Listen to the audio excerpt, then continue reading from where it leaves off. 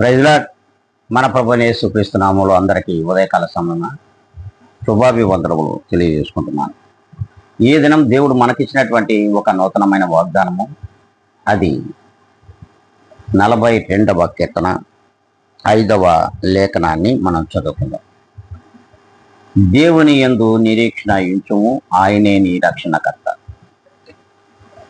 ప్రభువులు వారు సూటిగాను స్పష్టంగాను మాట్లాడుతూ ఉన్నాడు. మన యొక్క నిరీక్షణ దేవుని యందు ఉంచాలి. ఆయన మన రక్షణకర్త అని కూడా మనకు తెలుసు. ఆయనను మనము ప్రభువునందు నిరీక్షణ ఉంచలేకపోతున్నాం. అట్టి రక్షణ కర్త కొరకు ఎదురు చూసే యోగ్యులమైనటువంటి విశ్వాస సమూహముగా మరి విశ్వాస మందిరములలో ఉన్నారా? విశ్వాస గృహములలో ఆ రీతిగా జీవించుతున్న క్రైస్తవులు ఎంతమంది?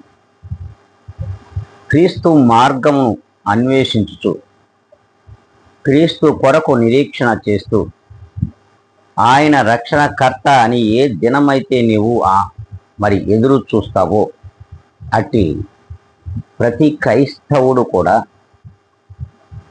నిరీక్షణ కలిగి ప్రభువు రక్షణ కొరకు ఎదురు చూస్తూ ఉంటారు. మరి అలాంటి జీవితాలు మరి విశ్వాసులలో ఎంతమందికి ఉన్నాయి? మరి ఈ దినము నుండైనా సరే ప్రభు అయిన క్రీస్తు యేసు రక్షణకర్త అని ఆయన యందు మనము నిరీక్షణ ఉంచాలి అని మీరు అనుకున్నట్లయితే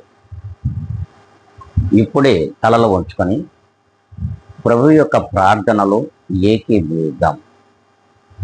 మహాపరిశుద్ధుడా, ప్రేమ కలిగిన మా తండ్రి, కృప కనికరములు కలిగిన మా యేసయ్య, నీకు వందనములు, కృతజ్ఞతలు. మరొక నూతనమైన దినములు, నూతనమైనటువంటి వాగ్దానమునిచ్చి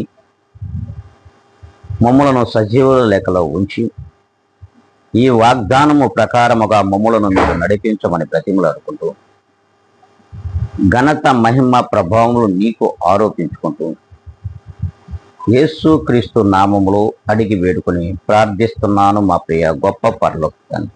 ఆమేన్.